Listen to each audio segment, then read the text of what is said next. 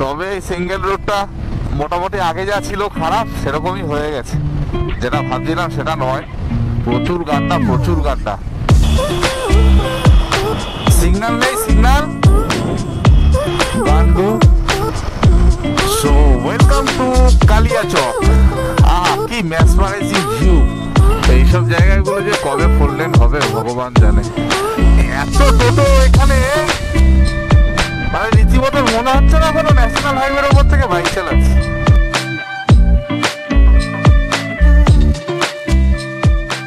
তো বন্ধু চলো সিধি বাত, নো বাকবাস, বেশি গেজিয়ে লাভ নেই। শুরু করলাম ভিডিওটা মোটো ব্লগ সেট আপে। রুট আশা করি বুঝতে পেরে গেছো, কলকাতা শিলিগুড়ি। তো এবার পিলিয়ান আছে, জায়গাটার জন্য বড় করে নিলাম। কল স্টার্ট করে রেখেছিলাম অনেকক্ষণ আগেই, এবার শুধু জাস্ট বেরোনো। তো চলো, ওম নমঃ শিবায়, জয় মা তারা। মা মাগো দেখিস, আসি চলো।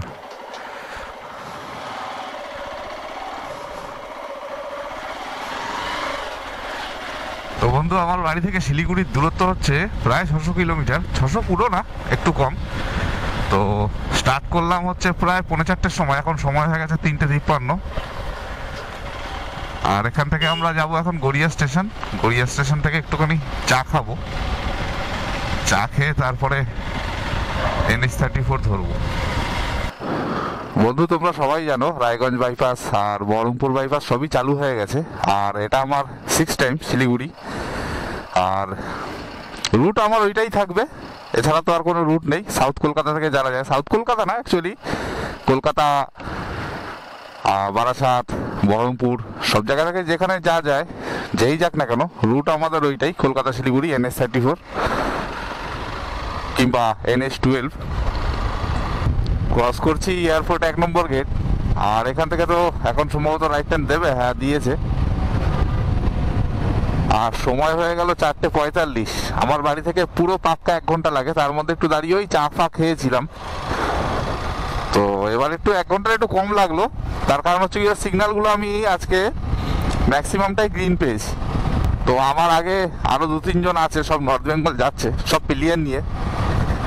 আমিও পিলিয়ান নিয়ে যাচ্ছি এই ফার্স্ট টাইম পাহাড়ে। আমি কোনোদিনও নিইনি, আমার এক্সপিরিয়েন্স নেই পিলিয়ান নিয়ে যাওয়ার। দেখা যাক এবার এক্সপার্টস পাহাড়ে কেমন পারফর্ম করে পিলিয়ান নিয়ে। বাইকের তো বয়স হয়ে গেল 4 বছর, চালিয়েও ফেলেছি 50,000-এর ওপরে। তো ঢুকে গেলাম বারাসাত রেলগেট। অনেক কম সময়ে আসলাম এবার, তার কারণ হচ্ছে গিয়ে রাস্তায় গাড়ি আছে কিন্তু সিগন্যালগুলো ম্যাক্সিমামটা গ্রিন পেয়ে গেছি। আর মোটামুটি ওই লেক টাউনের পর থেকেও সিগন্যালগুলো মোটামুটি সবই গ্রিন পেয়েছি। তো রাস্তা মোটামুটি ফাঁকাই আছে। 4:56। এই ভালো রাস্তা ছেড়ে পড়লাম হচ্ছে গিয়ে সিঙ্গেল রুটে।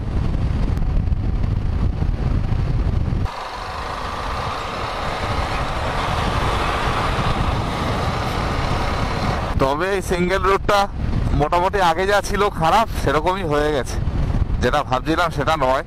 প্রচুর গাড্ডা, প্রচুর গাড্ডা, আর সব হিডেন জেম। খুঁজে খুঁজে তোমায় বার করতে হবে, চাকা মাকা পড়লে কিন্তু ভেঙে চুরে যাবে। ট্রাক ফ্রাক ওভারটেক করবে, করার সময় পড়বে, চাপে পড়ে যাবে। একটু ধরে চালাতে হবে এইটুকু জায়গা। আগের মতন নেই রাস্তা, রাস্তা খুব খারাপ হয়ে গেছে। এই উঠে গেলাম রাজবেরিয়া, আর এখান থেকে 6 লেন চালু। মোটামুটি এবার কোনো চাপ নেই, নো চাপ, খেপার বাপ। দেখেছো রাস্তা তৈরি হয়ে পারলো না, এদিকে সব ডাকাতরা এসে হাজির। টোল চালু হয়ে গেছে আবার, বাবা। তো বর্তমানে শিলিগুড়ি যাওয়ার জন্য একটা টোল এখন বাড়লো, আরো বাড়বে ভবিষ্যতে। এই পার্টটুকু তৈরি হওয়ার পর থেকে কখন কোন জায়গা পার করছি বোঝা খুব মুশকিল ছিল। কিন্তু এখন রিসেন্টলি দেখছি কিছু বোর্ড লাগিয়েছে রাস্তায়, যেরকম দেখো এখানে দেখা আছে চাকদা বাঁদিকে কৃষ্ণনগর সোজা। আগে এগুলো ছিল না, যার কারণে বোঝা যেত না, এখন তাও বোঝা যাচ্ছে যে কোন কাঠ থেকে বেরোতে হবে চাকদার জন্য বা কোন কাঠ থেকে বেরোতে হবে বনগার জন্য। এই বছর যেহেতু ঠান্ডা তাড়াতাড়ি পড়ে যাচ্ছে, রাস্তায় ফগের পরিমাণও কিন্তু খারাপ না, মোটামুটি ভালোই। তবে রাস্তা ক্লিয়ারই আছে, গাড়ির সংখ্যা কম। আর ঠান্ডার আমেজ ভাই কি বলবো। আজকে নভেম্বরের 18 তারিখ, প্রচণ্ড ঠান্ডা। আমি লাইনার পরে এসেছি বাড়ি থেকে, গ্লাভসও পরেছি, কিন্তু তাও মানছে না, ঠান্ডা প্রচুর। তো কৃষ্ণনগর পার করে এবার এগোচ্ছি ধুবুলিয়ার দিকে। ধুবুলিয়া এখান থেকে আর 12 কিলোমিটার মাত্র। আর সময় হলো 6টা 25। মোটামুটি এখন টার্গেট আছে পুরো একটানা বহরমপুর যাব, যেহেতু প্লেয়ার নিয়ে আছি। বহরমপুর গিয়ে একটু চা ফা খাবো, তারপরে আবার এগোনো যাবে। তাড়াহুড়ো করার কিছু নেই, রিল্যাক্স করতে এসছি। আমার তো টার্গেট কিছু নেই যে আমাকে এই সময় পৌঁছতেই হবে। আর বন্ধু, বাদিকেই রয়েছে আমার বেথুবডহরি অভয়ারণ্য। আর মৃদু একটা সকাল, পেছন থেকে হালকা সূর্যের আলো মেরেছে, কিন্তু ভাই আমার হাত দুটো যেন অবশ হয়ে যাচ্ছে, মানে ঠান্ডাতে। কলকাতা শিলিগুড়ি এটা ছিল এক সময়কার ফার্স্ট টোল, এখন হয়ে গেছে সেকেন্ড। মানুষের মতনই, মানে আমাদের মতনই, সব সময় প্রথম স্থানে থাকা যায় না। কোনো সময় সেকেন্ড, কোনো সময় থার্ড, কোনো সময় ফোর্থ, মানে চড়াই উতরাই আছে সবার জীবনেই। কিন্তু ভাই ঠান্ডাটা কিন্তু মারাত্মক। এই সময় এরকম ঠান্ডা পড়বে বুঝতে পারিনি। এইসব জায়গাগুলো যে কবে 4 লেন হবে ভগবান জানে। এরকম কিছু কিছু জায়গা আছে, ওই রেজিনগরের সাইডটাতে আছে, আর এই একটা আছে। এগুলো মোটামুটি হয়ে গেলে পরে ঝামেলাটা মিটে যায়। তাও তো ফাঁকা আছে, এক একদিন ট্রাকের লাইন যেদিন থাকে খুব কষ্ট হয় যেতে। আপাতত রাইড আমাদের ভালোই চলছে। বাড়ি থেকে চালালাম 172 কিলোমিটার, আর এসে এখন পৌঁছেছি ধুবুলিয়া। কাকা চুক্তি দিলে হবে? মাথা গুজে সাইকেল চালায়। ওহো, সেই রেজিনগরে যেখানে সিঙ্গেল লেন ছিল সেখানে কিন্তু 4 লেনের কাজ শুরু হয়ে গেছে আমার ডান দিকে বাদিকে দুদিকেই। তো হয়তো আর একটা বছরের কষ্ট, 1 বছর হয়তো লাগবে না, ছোট কাজ যেহেতু অল্প দিন লাগবে, হয়ে যাবে, খুব শিগগিরই হয়ে যাবে। মোটামুটি ম্যাক্সিমাম জায়গাতেই 4 লেনের কাজ শুরু হয়ে গেছে, যেগুলো যেগুলো সিঙ্গেল লেন ছিল। নদিয়া ডিস্ট্রিক্টে একটা আছে, আর মুর্শিদাবাদ ডিস্ট্রিক্টে বোধহয় এরকম দুটো হ্যাঁ 3টে মতন আছে। তো বন্ধু, বাড়ি থেকে চালিয়ে ফেললাম 202 কিলোমিটার। মানে আমার ঘরের থেকে পুরো বহরমপুর বাইপাসের এই মুখ হচ্ছে 202 কিলোমিটার। মোটামুটি রোদ দুটো ওঠার পর ঠান্ডাটা কমেছে, চালাতে পারছি ভালো। আর সময় হয়ে গেছে 7টা 36। এই বহরমপুর বাইপাসটা ক্রস করেই একটু দাঁড়িয়ে একটু চা খেতে হবে। চা খেয়ে তারপরে একদম ননস্টপ রায়গঞ্জ যাবো, রায়গঞ্জে গিয়ে লাঞ্চ করব। তো ঢুকে গেলাম হচ্ছে মোরগ্রাম। আর আজকে রাস্তায় প্রচুর রাইডার, প্রচুর লোকের সঙ্গে দেখা হচ্ছে। সবাই জিজ্ঞাসা করছে কোথায় যাচ্ছ। আমিও জিজ্ঞাসা করলাম তাদেরকে, অনেকে সিকিম যাচ্ছে, কেউ দার্জিলিং যাচ্ছে। তো যাই হোক, আর রাস্তায় আস্তে আস্তে আমার বাঞ্জিগড়টা ছিঁড়ে গেল। একটা রাইডার পেছন থেকে যাচ্ছিল, ওই আমাকে হর্ন দিয়ে নক করলো যে তোমার পেছনে বাঞ্জিগড়টা ছিঁড়ে ঝুলছে, বেঁধে নাও। বন্ধু, আমার বাদিকের এই মাঠটা দেখো, আর ছোট ছোট বাবলা গাছগুলো, গ্রিনারি, মানে ভরপুর গ্রিনারি এই জায়গাটা। আর পেছনে খানিকটা জায়গাটা ছিল ধান কাটছিল, পুরো গোল্ডেন ইয়েলো কালারের ধান। যেহেতু শীতকাল পড়ে গেছে, এখন সব ধান কাটার সিজন।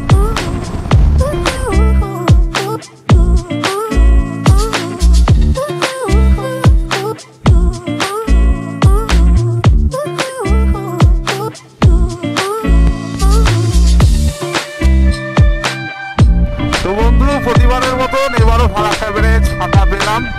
আর আগের বার পেয়েছিলাম একটা বন্দে ভারত 5 থেকে যাচ্ছিল, প্রচুর মুখটাতে জ্যাম থাকে, তো যার কারণে বন্দে ভারতটার পাশাপাশি যেতে পারলাম না। খুব ইচ্ছা ছিল ওর পাশাপাশি যাবো, একটু ভিডিও করবো।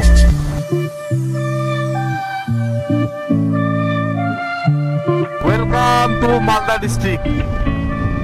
আর খানিকটা গেলেই হচ্ছে মালদা সেই বিখ্যাত জায়গা Kaliachak. So welcome to Kaliachak. কি মেসমারাইজিং ভিউ। মালদার একটি বিখ্যাত জায়গা। কোনটা সার্ভিস রোড, কোনটা মেন রোড, কোনটা ফুটপাত কিছুই বুঝতে পারবে না। আমাদের কলকাতায় বাইপাসের উপরে রিক্সা ভ্যান উঠতে দেওয়া হয় না, আর এখানে এনএইচ এর উপরে টোটো চলে। মানে এত টোটো এখানে, মানে রীতিমতো মনে হচ্ছে না কোনো ন্যাশনাল হাইওয়ের উপর থেকে বাইক চালাচ্ছি। মানে বাদিকে তুমি লাইন দিয়ে দেখতে থাকো, শুধু টোটো আর মোটর ভ্যান পাবে।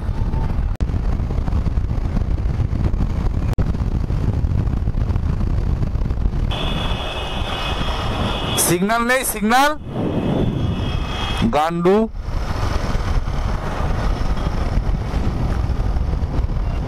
পার করলাম হচ্ছে মালদা বাইপাস। রাস্তা তো ভালো, ফারাক্কার পর থেকে নো ডাউট রাস্তা ভালো, কিন্তু টোটোর সংখ্যা যেন দিন দিন খুব বাড়ছে, খুব বাড়ছে। বাইক চালানো দুষ্কর হয়ে যাচ্ছে সমস্ত রাস্তায়। আগে আমি শিলিগুড়ি আপ ডাউন করতাম, প্রায় 3200 টাকার তেলে আমার শিলিগুড়ি আপ ডাউন হয়ে যেত। আর এখন শিলিগুড়ি আপ ডাউন করতে আমার প্রায় 4000 টাকার তেল লাগে। মামার বয়স হয়ে যাচ্ছে না, মামা এখন একটু বেশি খায়। আর যেই মোড়টা পার করলাম ওইটা হচ্ছে গিয়ে গাজল। বাদিকে হচ্ছে গাজল, ডান দিকে হচ্ছে চাচল। সরি, ভুল বললাম, বাদিকে হচ্ছে চাচল, ডান দিকে হচ্ছে গাজল। আর এখান থেকে রায়গঞ্জের দূরত্ব বেশি না।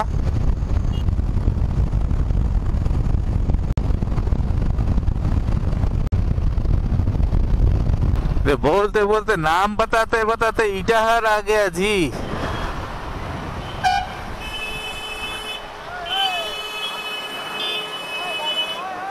বলছি দাঁড় করিয়ে কর, ভিডিওটা দাঁড় করিয়ে করবি ফোনটা। হ্যাঁ, দাঁড় করিয়ে দেখি। জাইরো আছে, জাইরো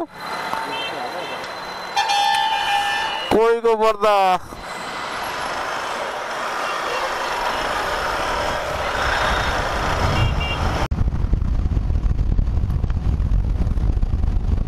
শুধু রাস্তা দেখো, রাস্তা দেখো, আর বাদিকটা দেখো কিরকম গোল্ডেন কালার হয়ে আছে। দেখো, সোনার ফসল এমনি বলে। আমার ডান দিকে সব ডিভাইডারের মাঝখানে গাছগুলো লাগিয়েছে, সেই পিঙ্ক পিঙ্ক কালারের ফুলগুলো ফুটে আছে, লাগছে মন্দ না। দিগন্ত বিস্তৃত মাঠ চারিদিকে, আর মাঝখান থেকে হচ্ছে গিয়ে রায়গঞ্জ বাইপাস। রায়গঞ্জ বাইপাস থেকে আগেও যাতায়াত করেছি, শুধু ওই রেলের ব্রিজটা যেহেতু আন্ডার কনস্ট্রাকশন ছিল, ওই গ্রামের ভেতর ভেতর থেকে যেতাম। এখন তো চালু হয়ে গেছে সব, আর কোনো সমস্যা নেই। এতবার কলকাতা শিলিগুড়ি করেছি ঠিকই, কিন্তু এটা আন্ডার কনস্ট্রাকশন ছিল, আর এটাই আমি ফার্স্ট টাইম এটাকে ক্রস করলাম। আগে আমরা ওই ভেতর থেকে গিয়ে রেলগেট পার করে এসে ওই সামনে থেকে গিয়ে উঠতাম। তো আমার ডান দিকে রয়েছে সেই বিখ্যাত বোতলবাড়ির রাস্তা। আমি একবার এক্সপেরিমেন্ট করার জন্য শিলিগুড়ি থেকে ফেরার সময় ওই দিক দিয়ে ঢুকেছিলাম। বাবা, মানে কেউ যায় নাকি ওই রাস্তায়? আগে অপশন ছিল না, ডালখোলা রেলগেটের জন্য সব এখান থেকে বেঙ্গল টু বেঙ্গল মারার জন্য ঢুকতো, ডালখোলা জ্যাম কাটানোর জন্য। এখন তো আর ওইসব কোনো চাপ নেই, এখন ওইসব রাস্তা নেওয়ার কোনো মানেই হয় না। এই রায়গঞ্জ থেকে টুয়ার্ডস ডালখোলা মানে পূর্ণিয়া মোড় অব্দি রাস্তা কিন্তু ভাই হেভি। যারা যারা আসে তারা সবাই জানো। তার মধ্যে একটা জিনিস কি, এই রাস্তাটা হচ্ছে গাড়ির সংখ্যা খুব কম থাকে। মানে যেহেতু 6 লেন না, গাড়ি মানে বোঝা যায় না রাস্তায়, এতটাই কম লাগে গাড়িগুলো। তো এখন আমার প্রধান কাজ হচ্ছে কোনো একটা ভালো হোটেল খোঁজা, হোটেল খুঁজে একটুখানি খাওয়া, 1 ঘন্টা রেস্ট নেবো পুরো ঘড়ি দেখে পাক্কা, তারপর আবার জার্নি স্টার্ট করব।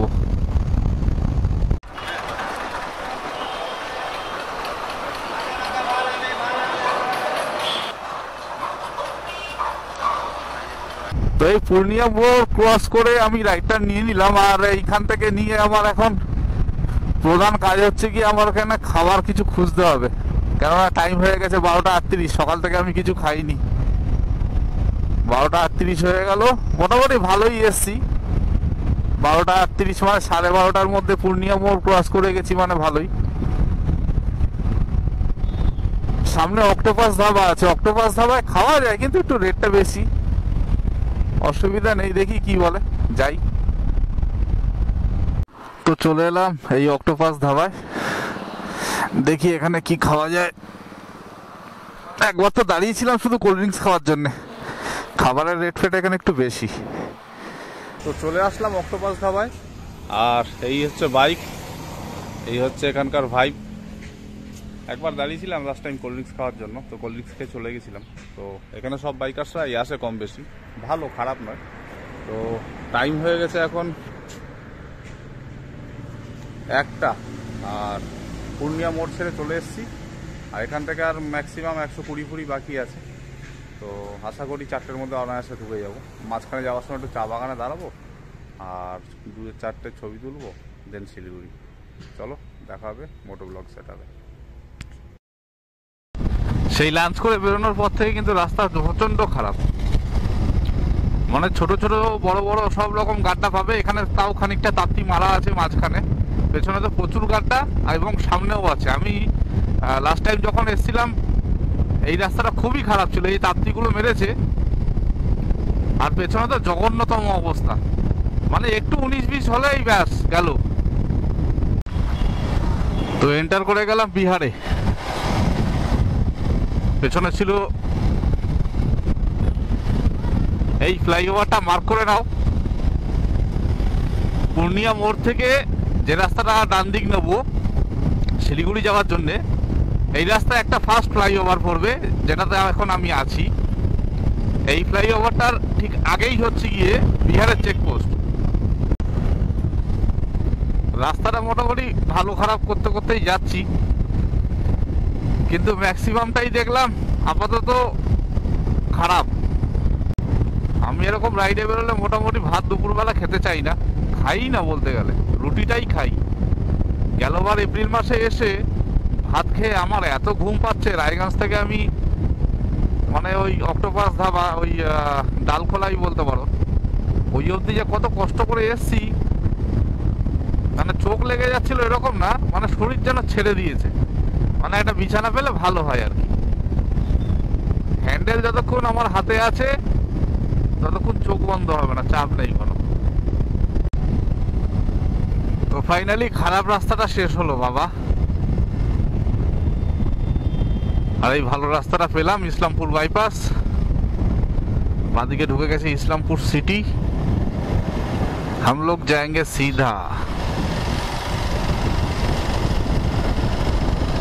ওহ প্যাথেটিক প্যাথেটিক বাবা, ওই রাস্তাটা কি খারাপ হওয়া হয়েছে সে বলার মতন না, ওরা কাজও করে না।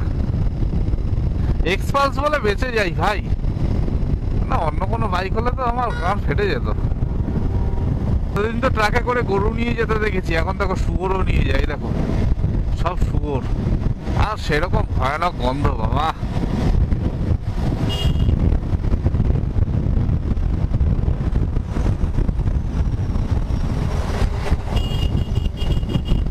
বাপরে বাপ,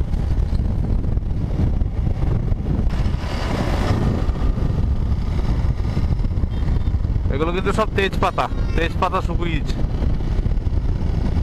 শিলিগুড়ি আর মাত্র 68 কিলোমিটার। বন্ধু রাস্তার দুধরে শুরু হয়ে গেছে চা বাগান, আর টাইমও হয়ে গেছে সানসেটের। সানসেটের টাইম হয়নি যদিও, 3:08 বাজে। তো এবার ঢুকবো, আগের বারও ঢুকেছিলাম, একটু ঢুকে একটু ছবি টবি তুলবো, আর শিলিগুড়ির কাছাকাছি তো চলেই এসছি, কোনো চাপ নেই। এবার অন্ধকার হয়ে যাক, যাওয়া যাবে আস্তে আস্তে।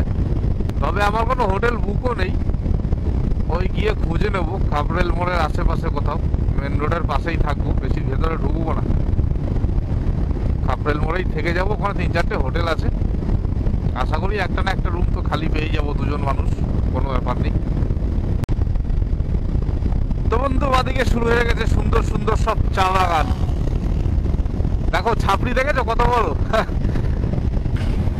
তো চা বাগানে তো আর ঢোকা হলো না, ওই ঢোকার রাস্তাগুলো বারবার ছেড়ে মিস করে এগিয়ে যাচ্ছি, দিয়ে আর ঘুরিয়ে আর ঢুকলাম না, আগেরবার ঢুকে দিই। চলো ঠিক আছে, বাগডোগরা সোজা, ডান দিকে হচ্ছে ফুলবাড়ি, আর এটা হচ্ছে ঘোষপুকুর মোড়। এখান থেকে আমার আর কতক্ষণ লাগবে, ম্যাক্সিমাম 20 মিনিট। বাহ বাহ বাহ, জায়গাগুলো দেখো, মারাত্মক সুন্দর, মারাত্মক সুন্দর। এটা থেকে ঢুকে কটা ছবি তুলে আসবো, চ যাই।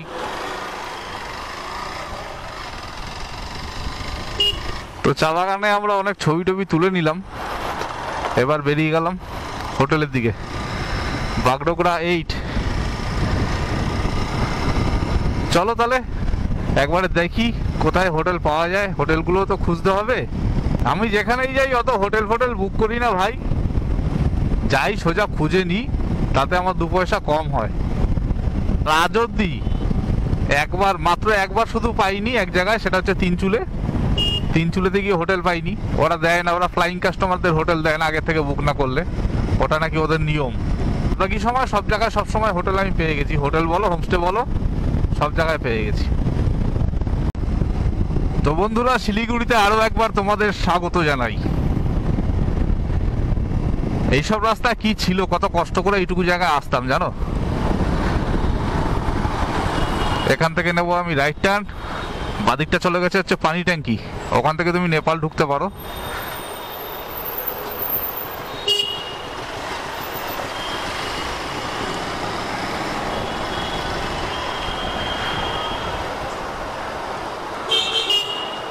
এখান থেকে সোজা গেলে বালাসন ব্রিজ, তারপরে হচ্ছে কি খাপরেল মোড়, তারপরে দার্জিলিং মোড়, ওখান থেকে রাইট টার্ন মারতে পারো। বিধান মার্কেটের দিকে প্রচুর হোটেল আছে, অজস্র হোটেল। শিলিগুড়িতে হোটেলের অভাব নেই। এইসব জায়গায় এই যে আমার ডান দিকে, আমার এই ডান দিকে বাদিকে কিন্তু প্রচুর হোটেল আছে, ছোট ছোট হোটেল আছে। তো এই হলো বালাসন ব্রিজ, আবার কনস্ট্রাকশন শুরু হয়েছে, ওই পাশ থেকে একটা নতুন ব্রিজ হচ্ছে। আর শিলিগুড়িতে কিন্তু মারাত্মক জ্যাম হয়, মোটামুটি অফিস টাইমে খুব জ্যাম হয়। ব্রিজটা অনেক তাড়াতাড়ি রানিং তৈরি করে ফেললো তো। আর নিচের নদীর জলের স্রোত কত বাবা। এরপরে আসবে হচ্ছে গিয়ে খাপরেল মোড়, তারপর হচ্ছে দার্জিলিং মোড়।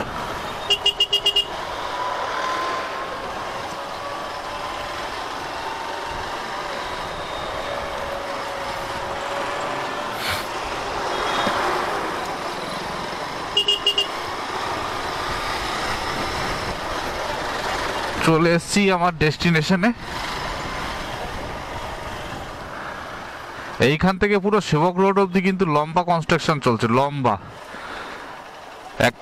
একটা বা দুটো ফ্লাইওভার আছে বড় বড়, আর তার সাথে আছে গিয়ে রাস্তা নতুন করে, মানে সেবক যাবে এবার থেকে উড়ে উড়ে সব।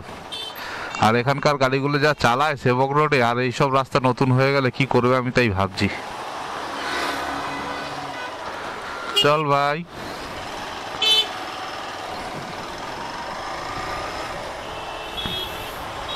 এখান থেকে আমি যাব লেফট।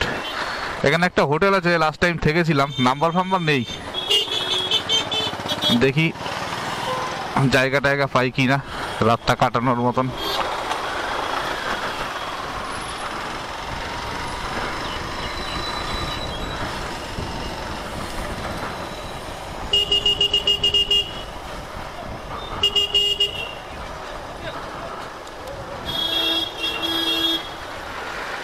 এই যে স্মৃতি গেস্ট হাউস, দেখি রুম পাই কিনা।